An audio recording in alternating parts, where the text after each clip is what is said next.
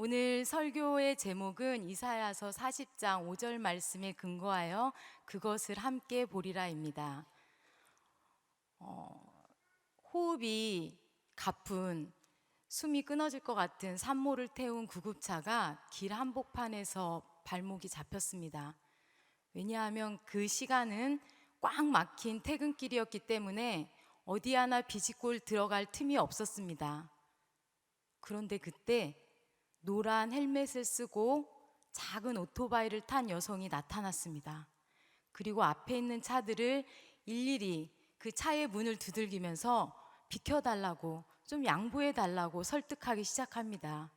그런데 놀랍게도요, 그 작은 오토바이가 그 꽉 막힌 길들을 뚫고 구급차를 이끌고 병원으로 갔습니다.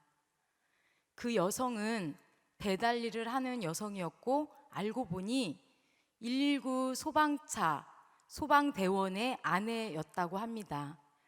꼭 영화 같은 장면이지요. 하지만 이 일은 지난해 9월 울산에서 실제로 벌어진 일입니다. 우리 성도님들도 이 뉴스의 기사를 기억하고 있을지 모르겠습니다. 사전적 의미로 길이라 함은 어떤 곳에서 다른 곳으로 이동하는 일련의 공간을 의미합니다.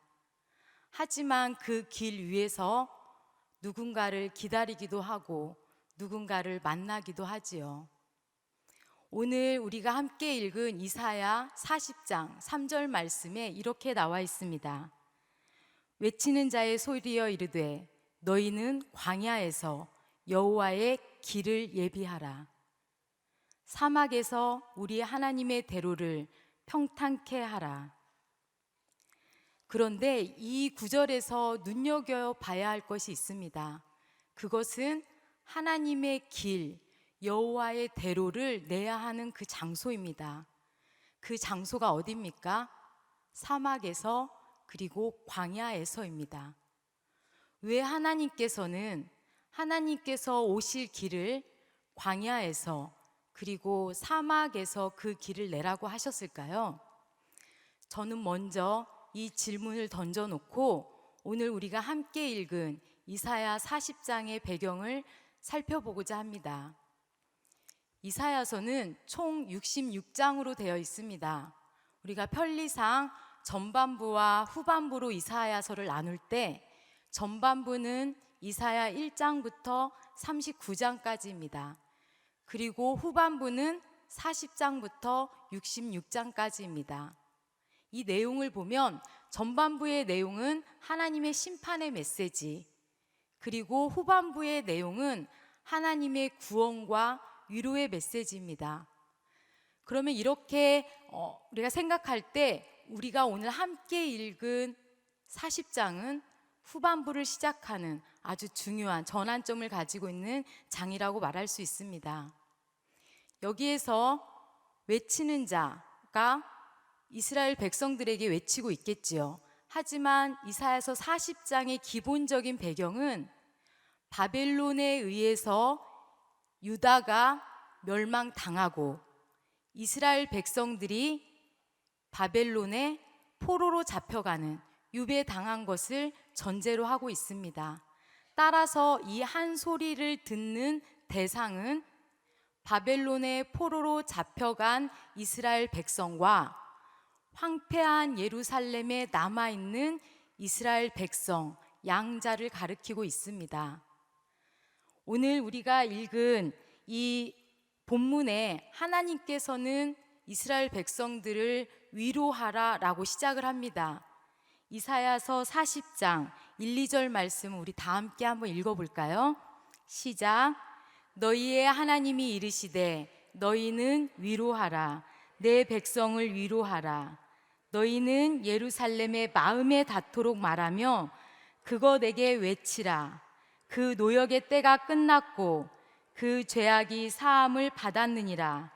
그의 모든 죄로 말미암아 여호와의 손에서 벌을 배나 받았느니라 할지니라 하시니라.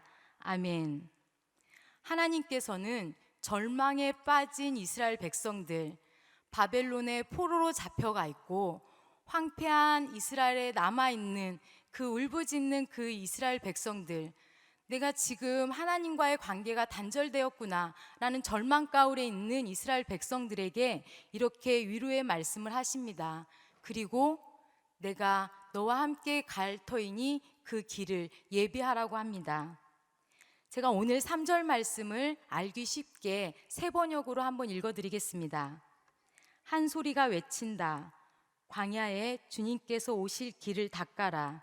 사막에 우리 하나님께서 오실 큰 길을 곧게 내어라. 여기서 한 소리는 명확하게 누구인지 나와 있지 않습니다. 하지만 분명한 것은 화자, 즉 말하는 주체가 되겠지요. 이 본문을 그대로 후에 공간복음에서 세례 요한이 유대 광야에서 외치지요. 그러면 오늘 우리가 함께 읽은 이사야 40장 3절은 어떤 의미일까요? 당시 시대적 역사적 배경으로 설명해 보자면 바벨론의 포로로 잡혀간 이스라엘 백성들, 너희들이 돌아올 그때 내가 함께 할 터이니 이 하나님의 길을 닦아라. 그리고 풀 한 포기도 나지 않는 그 불모의 사막과 같은 그곳에 왕의 행차를 준비해라, 이런 의미입니다. 그런데 왜 하나님께서는 이스라엘 백성들과 함께 오는 그 길이 하필 광야이고 사막일까요?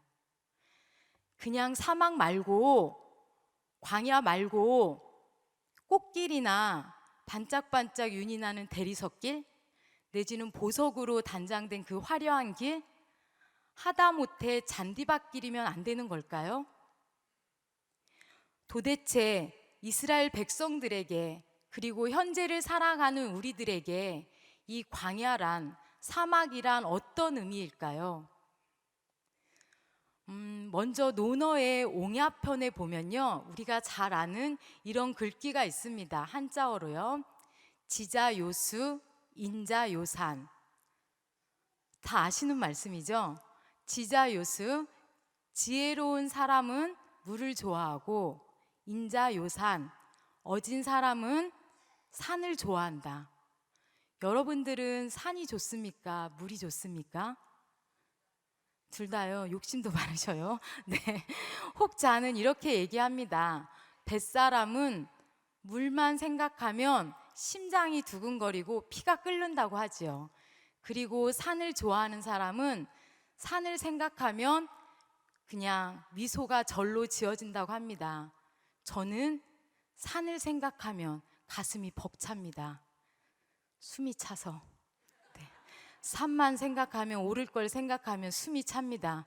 요즘에는 관절도 아프려고 하는데요. 여튼 이스라엘 백성들의 가슴을 뛰게 하고 그 피가 끓게 하는 그곳은 산도 물도 아니었다고 합니다. 그곳은 바로 광야였지요. 왜냐하면 이스라엘 백성들은 그 광야에서 하나님을 만났기 때문입니다. 이스라엘 백성들이 출애굽 전에 430년을 애굽에서 노예 생활을 하지 않았습니까?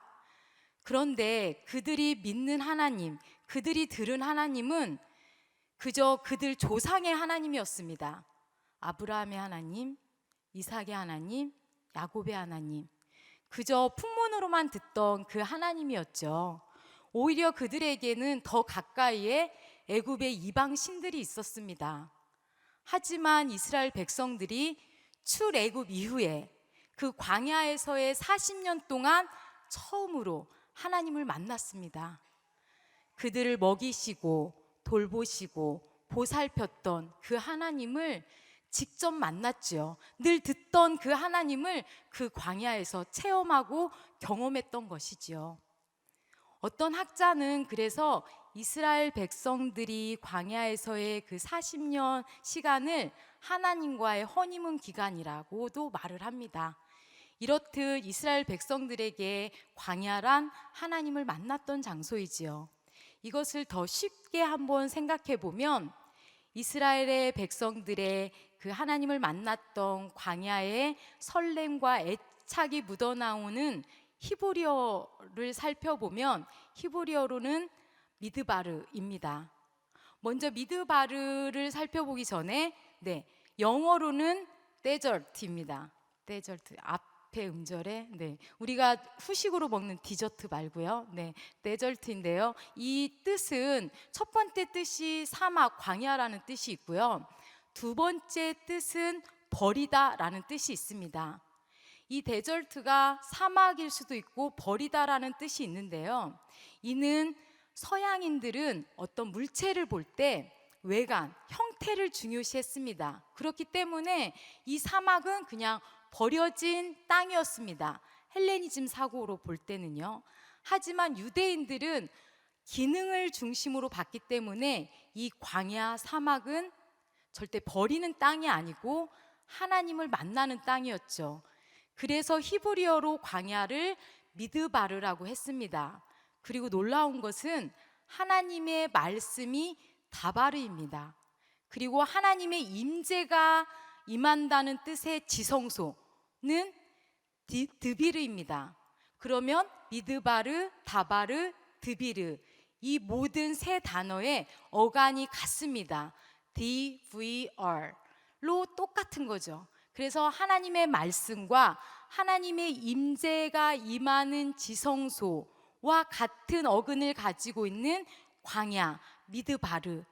히브리인들에게는 그 광야가 하나님을 만나는 장소였습니다. 그러면 사랑하는 성도 여러분, 지금 현재를 살아가는 우리들에게 광야, 사막은 어떤 의미일까요? 이 질문에 대해서 좀 더 쉽게 이해하기 위해서 제가 이런 질문을 해드릴까요? 여러분들은 하나님을 어디에서 만나십니까? 여러분들은 하나님을 어디에서 만나셨습니까? 저는 우리에게 있어서 광야는 우리의 인생길, 하나님을 만나는 그곳, 인생길이 아닌가 싶습니다. 우리가 하나님을 만나는 장소는 우리가 한참 잘 나갈 때, 그냥 꽃밭을 걸을 때, 우리가 경제적으로도 너무 부유해서 아무 경제적 어려움이 없을 때, 과연 그때 하나님을 만나십니까? 제 경험으로는 그렇지 않았습니다. 제가 얼추 외람되지만 얼추 반백년을 살고 있는데요. 그 반백년 동안의 경험으로 봤을 때 내가 만난 하나님은 제가 꽃밭을 걸을 때 만나지 않았습니다. 정말 이스라엘 백성들처럼 포로기처럼 그렇게 고난과 고통 가운데 있을 때 내 자녀에게 불어닥친 그 고난이 어떤 의미인지 도대체 뭘로 설명할 수 없는 그때, 내 마음이 너무 완악하고 악해서 하나님이 없다고 울부짖을 그때 하나님을 만났던 것 같습니다. 사랑하는 성도 여러분, 우리에게 광야는요, 내 인생에 버려진 땅 같고 척박하고 메마른 땅, 풀 한 포기도 나지 않는 그런 사막과 같이 고통 가운데 있는 땅일 수 있습니다. 하지만 기억하십시오. 그 땅에 하나님께서 오신다고 약속해 주셨습니다. 우리는 그때에도 하나님이 없다고 말하기보다, 하나님이 어디 계시냐고 울부짖기보다 내 영적 삶을 깨끗이 하고 하나님께서 오실 길을 준비하고 있어야 되는 줄로 믿습니다. 두 번째로 광야는 훈련받는 땅입니다. 훈련받는 땅. 그 땅은 우리가 하나님의 자녀로 쓰임받고 정금같이 하나님의 자녀로 쓰임받을 수 있는 그 연단되고 훈련받는 땅입니다. 이스라엘 백성들은 출애굽 이후에 광야에 나와서 40년을 살다가 출애굽하고 가나안 땅으로 들어갔지요. 그들은 결코 다이렉트로 가나안 땅으로 들어가지 않았습니다. 광야에서 고된 훈련 끝에 그 출애굽 1세대들이 다 죽고 나서 가나안 땅으로 들어갈 수 있었습니다. 예수님은 어떠하셨습니까? 예수님은 공생애를 시작하시기 전에 40일을 금식기도 하시면서 영적으로 충만해 있을 때 그 광야에서 마귀에게 시험을 당하셨지요. 예수님은 신성과 인성을 모두 가지고 계신 분으로서 마귀에게 그 신성과 인성의 두 가지 측면을 아주 적나하게 공격을 당하셨습니다. 그렇게 시험을 당하셨습니다. 아주 고난도의 시험을 그 광야에서 당하셨지요. 우리가 이스라엘 역사를 살펴볼 때 광야가 배출한 두 명의 거장이 있습니다. 첫째는 미디안 광야가 낳은 모세이고요. 두 번째는 유대 광야가 낳은 다윗입니다. 모세는요, 그 미디안 광야에서 40년이라는 시간을 고된 훈련을 받았습니다. 모세가 그 미디안 광야로 도망쳐 나오기 전에 무엇을 하였습니까? 모세는 애굽 사람을 쳐 죽였습니다. 살인을 한 것이지요. 그 동기가 무엇이었든지 간에, 그 이유가 무엇이었든지 간에 모세는 사람을 죽였습니다. 그게 울분이건 의분이건 살인을 한 것이지요. 자기의 혈기를 억누르지 못하고 그렇게 미디안 광야로 도망와서 목자로서 양을 치면서 양과 같은 이스라엘 백성을 이해하며 돌보는 그 마음으로 훈련을 받았습니다. 그리고 비로소 그 이스라엘 백성들을 출애굽시키는 그런 지도자로 사용을 받은 것이지요. 그러면 유대 광야가 낳은 다윗은 어떻습니까?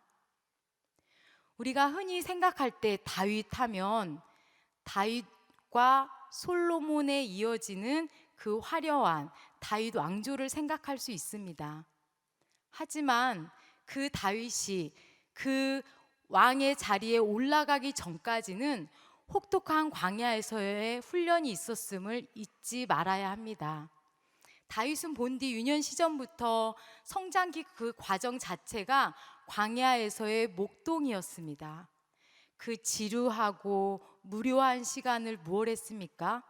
물맷돌 실력을 닦으면서 후에 블레셋 장군 골리앗을 쓰러뜨리지 않았습니까?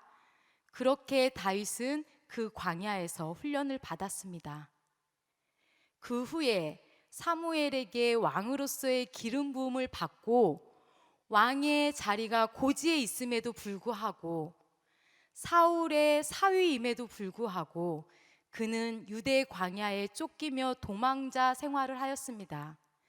하지만 그 시간 동안 다윗은 그 광야에서 하나님과 깊은 관계 속에서 하나님을 묵상하고 그가 빈곤에 처해 있을 때도 부유에 처해 있을 때도 축복의 근원 되신 하나님을 찬양했습니다.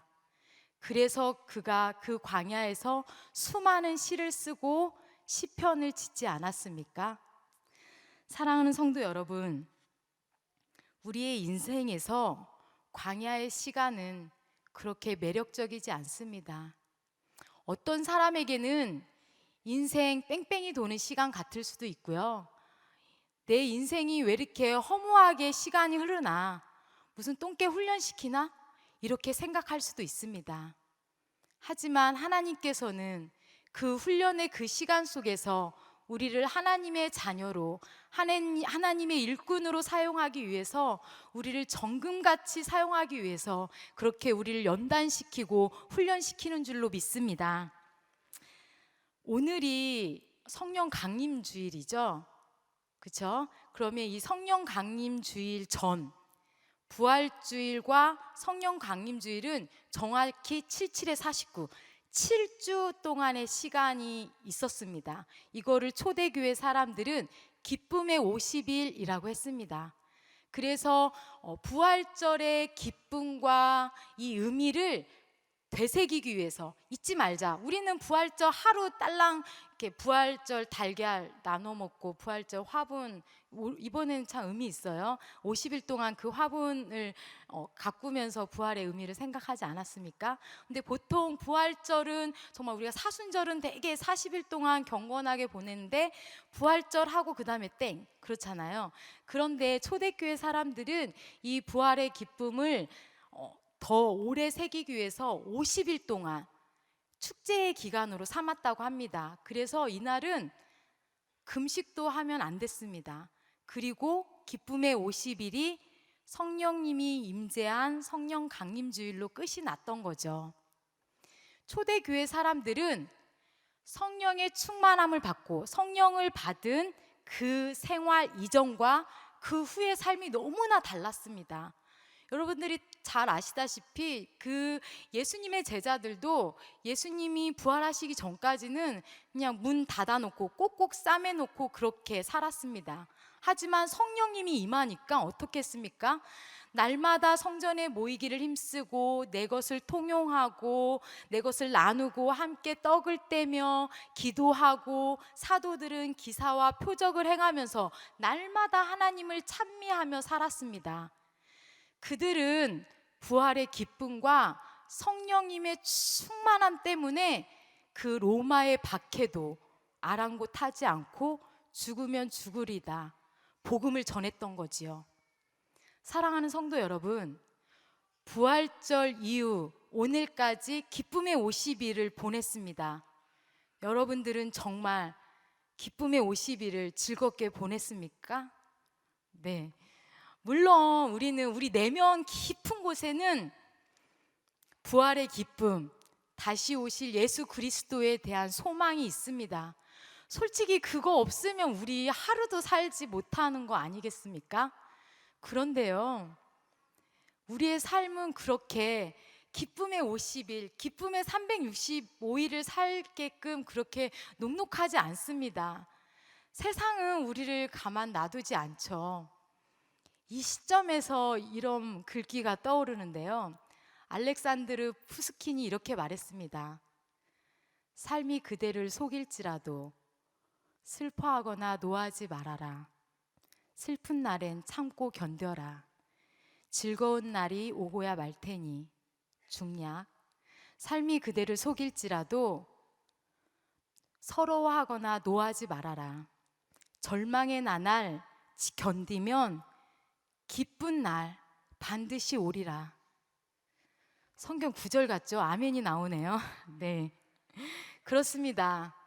우리의 삶은, 우리의 세상은 우리를 속이고 우리가 슬퍼하고 노하는 일들이 참 많습니다. 하지만 삶이 우리를 속일지라도, 우리의 이웃이 나를 배신하고 내 발등을 찍더라도 슬퍼하거나 노여워하거나 절망하지 마시다. 왜냐하면 우리에게는 복음이 있기 때문입니다. 하나님께서 우리를 사랑하셔서 독생자 예수님을 보내주시고 우리를 구원해 주셨다는 그 기쁜 소식, 또한 지금은 어렵고 힘들지만 하나님은 꼭 그 여호와의 그날에 예수 그리스도를 통해서 온전히 이 땅에 하나님의 나라가 이루어질 거라는 그 사실, 오늘 5절에 보니까 여호와의 영광이 나타나고 모든 육체가 그것을 함께 보리라. 이는 여호와의 입이 말씀하셨느니라 라고 말했습니다. 우리 4, 5절을 같이 한번 읽어볼까요? 4, 5절 말씀입니다. 시작. 골짜기마다 도두어지며 산마다 언덕마다 낮아지고 고르지 아니한 곳이 평탄하게 되며 험한 곳이 평지가 될 것이요 여호와의 영광이 나타나고 모든 육체가 그것을 함께 보리라. 이는 여호와의 입이 말씀하셨느니라. 이는 여호와의 입이 말씀하셨느니라. 정말 위로가 되는 말씀 아닙니까? 우리의 힘으로는 그 깊이 파인 골짜기가 도두어지지 못하고 산마다 언덕마다 평탄해질 수가 없습니다. 하지만 이 땅을 만드신 그 하나님, 승리의 하나님이 오시는 그날에는 그 깊이 패인 골짜기가 도두어지고 산마다 언덕마다 평지가 될 줄로 믿습니다. 그러면 이 말씀이 현재 오늘을 살아가는 우리들에게 뭐라고 말씀하실까요? 골짜기. 우리 인생이 너무나 광야와 같고 사막과 같아서 너무 고통 가운데 치며 살다 보니 우리가 너무 열등감으로 그렇게 움푹 패여 있고 낮아질 대로 낮아진 우리의 자존감, 그리고 내가 너무 고통스러워서 그 깊이 패인 웅덩이에서, 그래서 어떻게 치고 올라갈 수도 없는, 탄력도 없는 그 우리의 인생길, 그 골짜기 같은 그 인생길을 하나님께서 여호와의 그날에, 예수 그리스도 다시 오시는 그날에 너희들이 성령 충만함 안에서 내 길을 예배하고 있으면 그날에는 그 골짜기가 도두어질 것이다, 그렇게 말씀하고 있습니다. 뿐만 아니라 산마다 언덕마다 그게 평탄하여지고 평지가 될 것이라고 말하고 있습니다. 여러분, 우리의 죄로 인해서 뾰족뾰족 모가 난 상과 같은 우리의 마음, 교만한 마음, 그 마음도 영광의 그날이면 우리의 거짓된 마음도 평지가 될 거고요, 우리의 악한 교만도 진실한 마음으로 바뀔 줄로 믿습니다.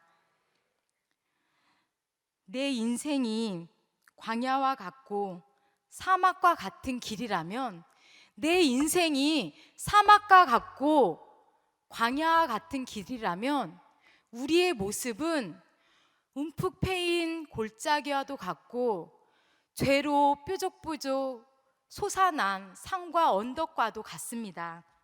하지만 우리의 모습이 어떠하든지 간에 여호와의 그날에 우리가 성령 충만함 안에서 우리가 믿음 잃지 아니하고 그렇게 다시 오실 예수님을 바라는 그날에는 모든 것들이 평지가 되고 우리의 모습 안에서 하나님께서 찾아오실 줄로 믿습니다.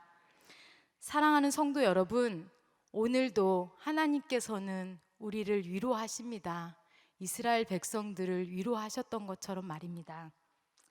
너의 인생길이 어떤 길이든 간에, 너의 모습이 골짜기든 모가 나 있고 죄와 교만으로 높이 도드라진 산과 같고 언덕 같을지라도 내가 너희를 반드시 만나러 오리라. 너희들이 성령 충만함 안에서 그 소망 버리지 아니하고 내 길을 닫고 예배하고 있으면 내가 반드시 오리라.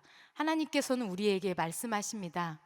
사랑하는 성도 여러분, 삶이 힘들고 고난스러워서 내 모습이 깊이 패인 웅덩이 같을지라도 오늘도 하나님께서는 우리에게 이렇게 말씀하시네요. 영광의 그날에 모든 육체가 그것을 함께 보리라. 그것을 함께 보리라. 우리가 주 예수 그리스도 다시 오시는 그 영광의 날을 우리가 소망하며 그 날을 함께 보는 사랑하는 모든 성도님들이 다 되시기를 소망하며 축복합니다. 기도하시겠습니다. 사랑하는 아빠 하나님, 자식이 힘들어하는 것을 보면 부모는 더 고통스러워하는 것처럼 우리가 광야와 같은 길에서 고통받고 훈련받고 있을 때 같이 마음 아파하시며 우리를 위로하시는 하나님 아버지이심을 믿습니다. 우리의 광야와 같은 인생, 사막과 같은 그곳에서 하나님께서는 우리를 만나 주시기에 오실 터인데, 그 광야에서, 그 사막에서 우리도 하나님께서 찾아오시는 길을 준비하는 주님의 자녀들이 되게 하여 주시옵소서. 우리의 인생의 골짜기를, 산과 같은 굴곡진 인생을 고르게 하시며 평탄하게 하시며 험한 곳이 평지가 되게 성령 충만한 가운데 내 힘이 아닌 하나님의 도우심을 바라는 그런 믿음의 자녀들이 다 되게 하여 주시옵소서. 내 욕심으로, 정욕으로, 미움으로, 거짓으로, 악한 말로 하나님 오실 그 길을 막고 준비 못하는 삶이 아니라 우리 마음밭을 정결한 마음으로 단장하고 늘 하나님을 체험하는 귀한 축복의 삶을 살게 하여 주시옵소서. 우리와 함께 하시며 우리를 영원히 변함없이 사랑하시는 신실한 하나님을 사랑합니다. 그리고 모든 것 주신 하나님을 감사하며 우리를 구원하신 예수 그리스도의 이름으로 기도합니다. 아멘.